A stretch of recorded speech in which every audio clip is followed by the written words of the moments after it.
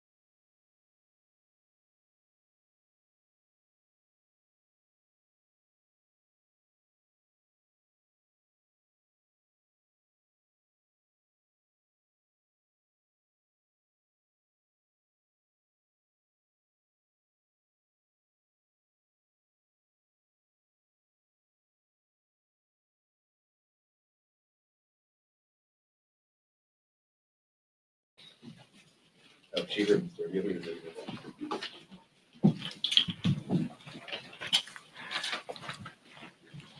Good morning, everyone. Thank you for your presence.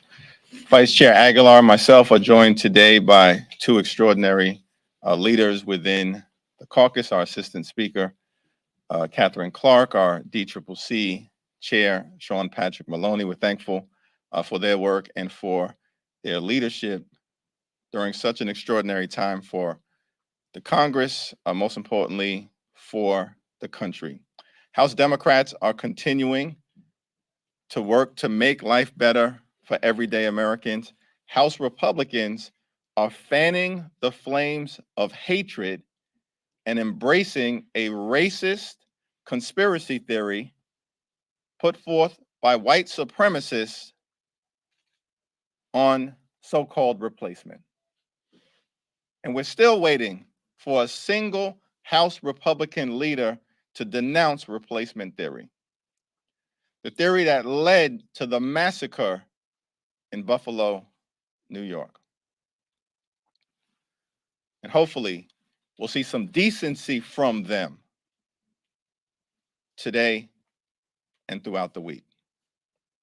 House Democrats are continuing to address some of the challenges that the American people confront, and we'll be moving legislation this week to address the shortage in baby formula that exists in large measure because of some supply chain challenges that need to be confronted, and we will do so this week decisively. We're also continuing to address the inflationary pressures that the American people are experiencing, again, connected to the initial shutdown of the economy, supply chain challenges that we're experiencing, and the need for us to respond decisively, which we will do this week.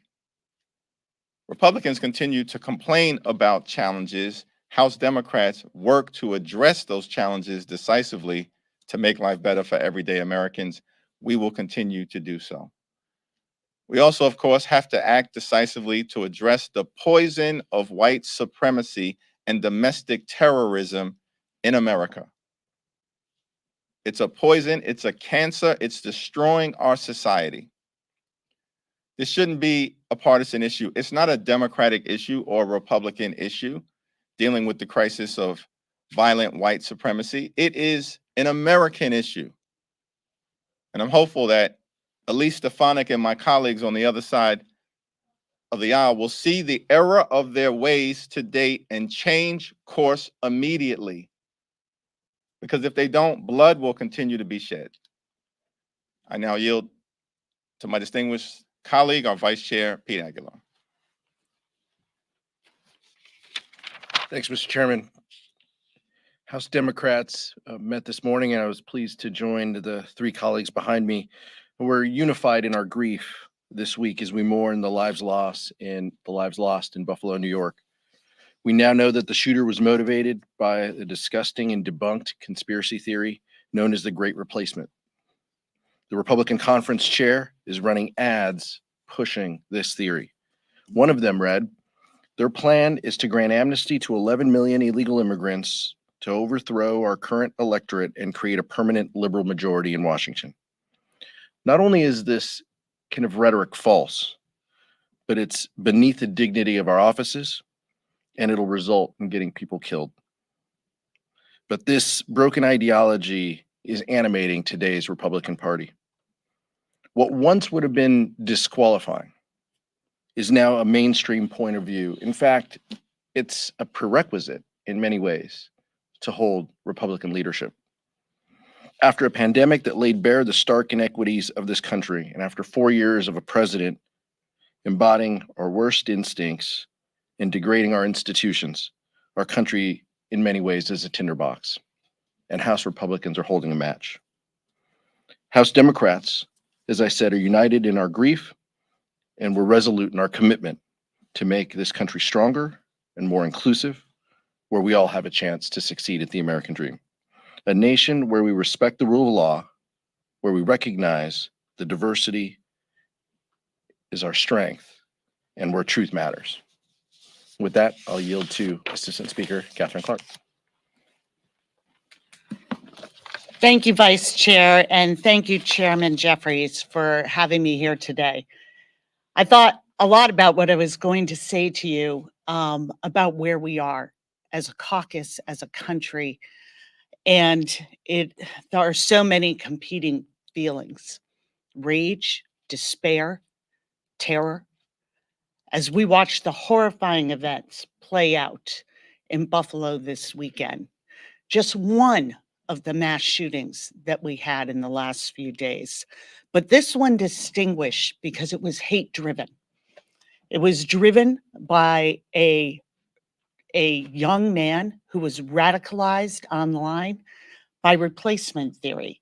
The idea that white Americans are being replaced. It is anti-Semitic, it is racist, and it is very destructive. And it is a pillar of the current GOP. They won't call it out. They won't apologize. They won't back off. Their agenda right now is fueled by these very forces of white supremacy, of white nationalism, and they are not changing course. I agree with the chairman. I hope that they will, but the agenda they're putting forth is very clear. And let's look at the other crisis that we are having in this country that is so interrelated. At this time, where American families are struggling with high costs, are struggling to see their place in our economy, the answer from the GOP is a ban on abortions. Not only overturning Roe, but looking and encouraging states, and if they were to win the majority, a federal ban on all abortions. I just came from a hearing with the Secretary of Labor, and we were talking about women in this economy and all the factors that hold back women, the pay gap, the fact that we do not support childcare as a public good in this country, that we are the only wealthy nation to not have a national paid leave policy, that we continue to cut healthcare opportunities for communities of color and rural communities across this country, and that we lead the way in maternal deaths, and we are well below our peers in infant mortality. All of these issues impact all women, but dramatically and disproportionately impact Black, Brown, Indigenous, and rural women. These are the exact women who seek abortion care, low-income moms. That is who seeks most care in this country. And we cannot disentangle this quest for government-mandated pregnancies from the economic outcomes for our country and for families.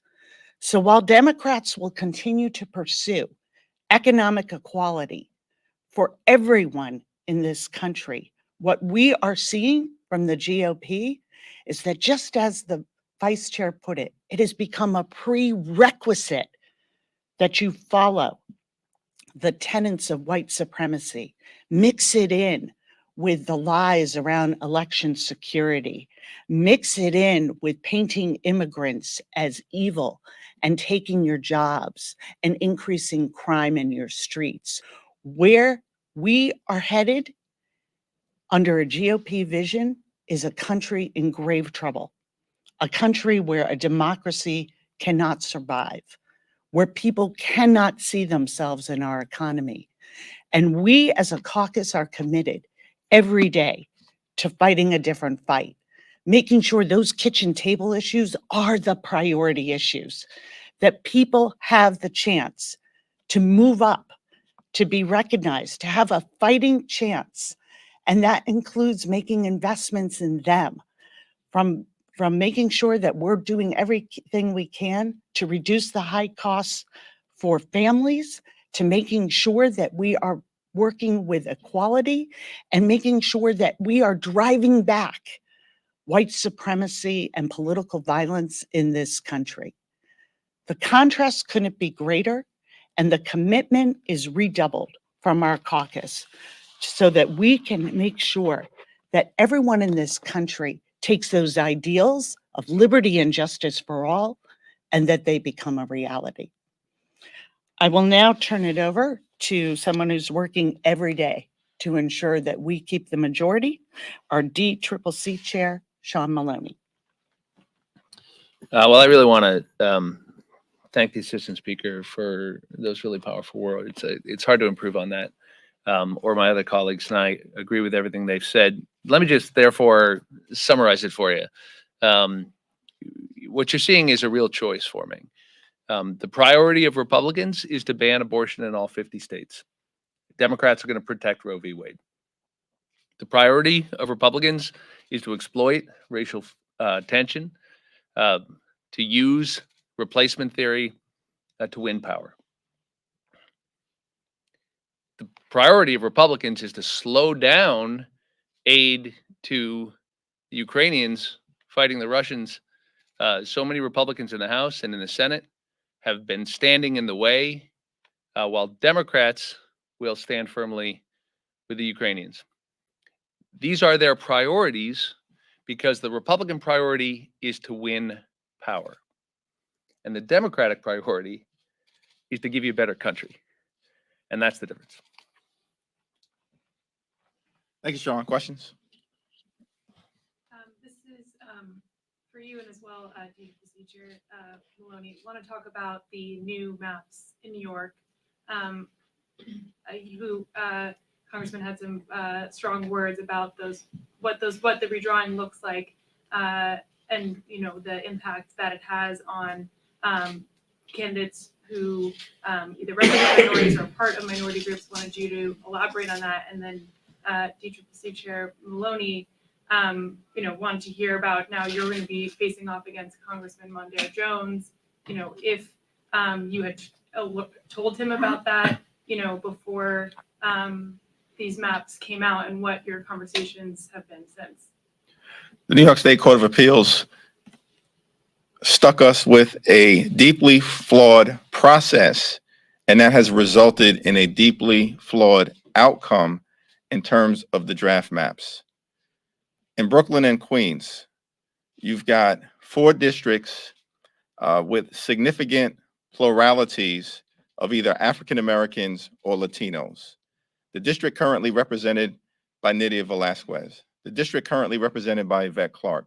The district currently represented by Greg Meeks, and the district that I currently represent. In this proposed map, the Black or Latino population was degraded in all 4 districts. Are you kidding me? That doesn't happen by accident. When you do a map like this and you complete it, you take a look. What was the percentage of Black and Latino people in the current district, and what is the percentage now? And this out-of-town unelected special master takes a look at that, sees the Black population degraded in the 5th congressional district, the Black population degraded in the 8th congressional district, the Black population degraded in the 9th congressional district, and the Latino population degraded in the 7th congressional district, and says, I'm okay. That's not okay. And that resulted from a broken process handed to us by the Court of Appeals. They need to fix the mess that was created. In the aftermath of the 2020 election, the New York State voters elected a historic number of Black members of Congress. We went from 4 to 7. The special master comes out with a map that puts 4 Black members of Congress in the same district. 4. Doing the bidding of the undermining of the Congressional Black Caucus, which has been an objective of right-wing conservative activists. And then the special master looks at that outcome and says, that's okay? Shirley Chisholm was first elected in 1968. The district was created as a result of the 1965 Voting Rights Act. At the heart of the district was the Bedford-Stuyvesant community. By the way, a Bedford-Stuyvesant community where Jackie Robinson lived when he was playing for the Brooklyn Dodgers, that has given us iconic figures like Sean Carter and many others. The New York State Constitution says that the core of existing congressional districts should be protected. That's not the Hakeem Jeffries theory of redistricting. That's the New York State Constitution. The core of existing congressional districts should be protected. So this special master decides to take the Bedford-Stuyvesant community and shatter it into pieces. One of the most iconic Black communities in America. A district that Shirley Chisholm once represented, with Bedford-Stuyvesant at the heart of it, and tears up the Bedford-Stuyvesant community. So yes, we have a problem with these maps. It would make Jim Crow blush. Again, it's hard to improve on what the chairman has said. What I can tell you is that a broken process has produced a broken result, and we're all going to work through that. I think you'll see the member issues work themselves out. I don't think that's unusual in a situation like this to have members trying to understand what it means. But I think it's important that we all remember that this is up to the voters, not to any of us. And ultimately, the voters will make these choices. All we do is put our names on a ballot. There are a number of members who have been drawn in terms of their residences into the same district.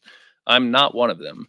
So unless you know something I don't, that primary you're describing, I don't think exists as we stand here. And in fact, I'm the only sitting member who lives in the district, which is now numbered New York 17, which remains a competitive district, by the way, that we have to win in the fall. It will not be easy. And I haven't had an easy district since I came to Congress. But it's my home in Putnam County, in fact, the entire county of Putnam, which voted for Trump by 20 points in 2016, is in this district. So from my point of view, I'm just running where I landed. If someone else is looking at the district as well, obviously we'll try to work through that as colleagues and friends. Ultimately, this is up to the voters, and that's where it should be. But I guess just to follow up on that, should the message then for everyone who gets drawn into a district with a fellow Democrat then be, okay, I watched the way that you handled this, I should also just jump in, not consult with my colleagues? Because what it looks like right now from New York is like a lot of Dem on Dem, not considering, not talking, no pre-conversations, no nothing, just I'm gonna run. The appearance of chaos that may exist is a result of a broken process handed to us by an out-of-control, runaway majority of the New York Court of Appeals. I'll say that again, the New York Court of Appeals. Because you know what they did?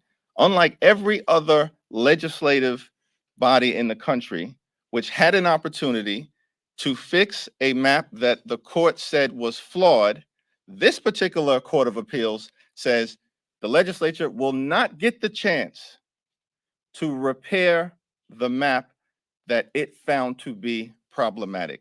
The elected representatives of the state of New York, who passed a map with super majorities and happen to be led by an African-American woman in the New York State Senate and an African-American man in the New York State Assembly for the first time.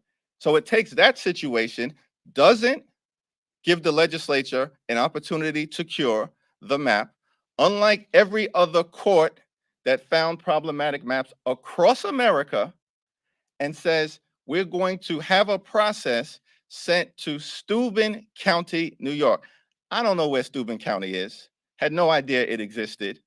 Neither do the overwhelming majority of New Yorkers. It's in the village of Bath, closer to Cleveland, Ohio, Pittsburgh, Pennsylvania, and Toronto, Canada. The judge, who's an acting state Supreme Court judge, I think was on the traffic beat before the Republicans found him as part of a forum shopping endeavor.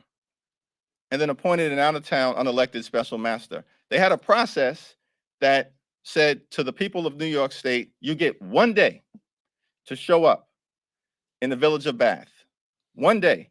No virtual testimony will be received. Why? Because the judge claimed that the court didn't have the capacity to manage both live streaming that 1 day of testimony and receiving information from voters across the state of New York. And so you have 1 day. No airport in Steuben County. Can't get there. It's unreasonable to expect that you would ask anyone to fly there anyway. Amtrak doesn't go to Steuben County. There's a single bus that leaves Port Authority at 1:30 a.m. in the morning that would have enabled people to get to Bath, New York, late for the hearing, and it takes 10 hours. That's incredible. So a broken process leads to a broken result. And that's what we have right now. The Court of Appeals needs to fix this mess. Mr. Chair, just switching to the Domestic Terrorism Prevention Act, have you spoken to your progressive colleagues who opposed it the last time, and are you confident you'll have the votes for it this week? And then secondly, we know President Biden is in Buffalo today. He's expected to call for more action from Congress. I know you guys have taken up background checks, but is there the will to get more done? There is the will to get more done. We're going to act decisively to address the problem of domestic terrorism and white supremacy in America. Let me yield to our vice chair and a distinguished member of the January 6th committee. This is important to address. We need to support the American public. We need to lead on this issue. We need to make sure that they know that we can and should stamp out domestic violent extremism at every turn and every opportunity. And that might mean voting on issues that are of importance to our colleagues in the country. So we're gonna do that. I think what we plan to highlight is inaction on the other side of the chamber if we can't get something done. But that doesn't mean that we shouldn't try. The stakes are too high, and based on what we have all lived through this weekend, I think that demonstrates the need to move forward with legislation. Go back to this side. Yeah. And on the domestic agenda, I mean, there's a bunch of bills up this week that Democrats have been talking for a while. The gas price gouging, the infant formula. Why is it so important to do all that now? Well, as challenges arise, we continue to address them decisively, and our North Star will continue to be make life better for everyday Americans, lower costs for everyday Americans across the board, particularly in this inflationary environment, and elevate the American dream, which is that if you work hard, play by the rules, you should be able to provide a comfortable living for yourself, for your family, own a home, educate your children, and retire with grace and dignity. That's the American dream that Democrats in the House stand behind. So as we move these bills, it's all centered on improving the quality of life for everyday Americans. It's our hope that our Republican colleagues, who perhaps are too busy fanning the flames of hatred and xenophobia, will decide to join us on behalf of this country. Thanks, Chairman Jeffries. I kind of wanted to follow up on that. So Republicans are running on supply chain issues, inflation, some of these topics that they would say this Democratic majority under President Biden have caused. So they would say that they're not fanning the flames, that they're talking about some of these crises that they would blame you all for creating. How can you guys both run on this? It's not clear to me that Republicans are actually running on issues connected to the economy and supply chain challenges because they haven't offered a single solution. Where is the Republican plan to deal with inflation? Non-existent. Where is the Republican plan to deal with gas prices in a meaningful way? Non-existent. Where's the Republican plan to deal with the challenges that we are confronting with infant formula? It's non-existent. If they were serious about doing something about the challenges facing everyday Americans, they would actually have a vision, an idea, a plan. It's non-existent. Are you worried that voters are going to see this as the fault of Democrats and just vote the other way come midterms? No, I think we are going to continue to articulate a vision, get stuff done, make life better for everyday Americans, and then take our case to the American people in November. I'm confident in what the results will be. Heather? I want to ask you, this morning Republicans had their press conference as well. Elise Stefanik was asked about the ads and stuff that she said. This was an act of pure evil. The criminal should be prosecuted to the fullest extent of the law. It is not the time to politicize this tragedy. And I'm wondering what your response is to that. I mean, it's not a serious response from Elise Stefanik, but why would anyone expect a serious response? Because she's an unserious individual at this particular point in time, who has fanned the flames of hatred for her own political advantage. But history is going to condemn her behavior. I believe the voters of the state of New York will condemn her behavior, and she's got to live with the consequences of her rhetoric and her action. Wanted to ask a little bit on the gas price gouging bill. We saw that in rules yesterday. We saw it debated, but didn't get passed. Now today, it's apparently going to be marked up, but again, doesn't look like it's going to pass. What's going on with this bill? What are the challenges right now, and what do you think is going to be changing in the markup today? Well, I'm confident that we will ultimately find the common ground necessary to get legislation that deals with increasing gas prices and increasing food prices and the price gouging that is clearly occurring as a result of out of control greed by some of the wealthiest corporations amongst us. And they should start acting patriotic in a crisis moment and actually be there for the American consumer, for the American people, as opposed to simply for their shareholders and those who have taken the overwhelming majority of the productivity gains of the American people over the last 4 decades and kept it for themselves. So we are going to find common ground amongst the caucus, as we always do. Time and time again, we've found a way to deliver legislation with a thin majority. Leadership is engaged with Rules Committee Chairman McGovern, the committees of jurisdiction that are involved, having conversations with members, finding that common ground and building that consensus is what we need. These are important issues of the day, from the formula shortage to gas price manipulation. Those are things that the American public cares about, and we're trying to deliver solutions.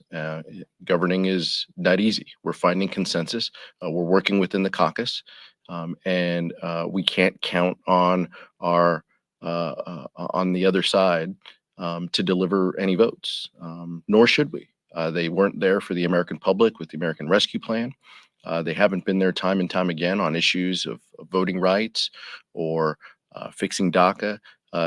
These are things that the American public wants solved and have the broad support of the public. And so we're going to continue to work our caucus, have those conversations, and build the consensus that's necessary in order to deliver for the American people. A quick follow-up though, what's the area that lacks consensus?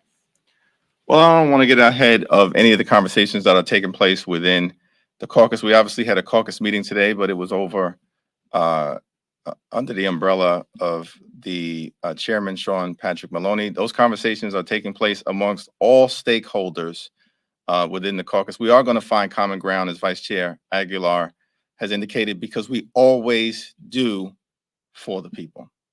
Last question.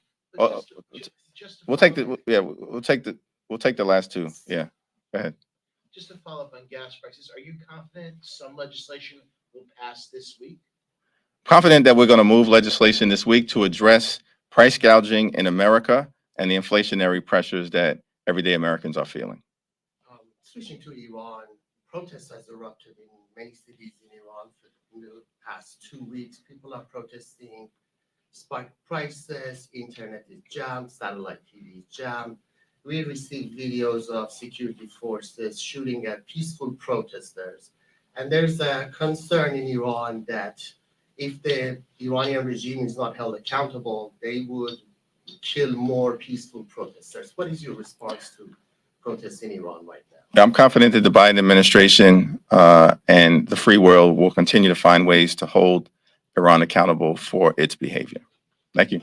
Thanks, everyone. Thank you.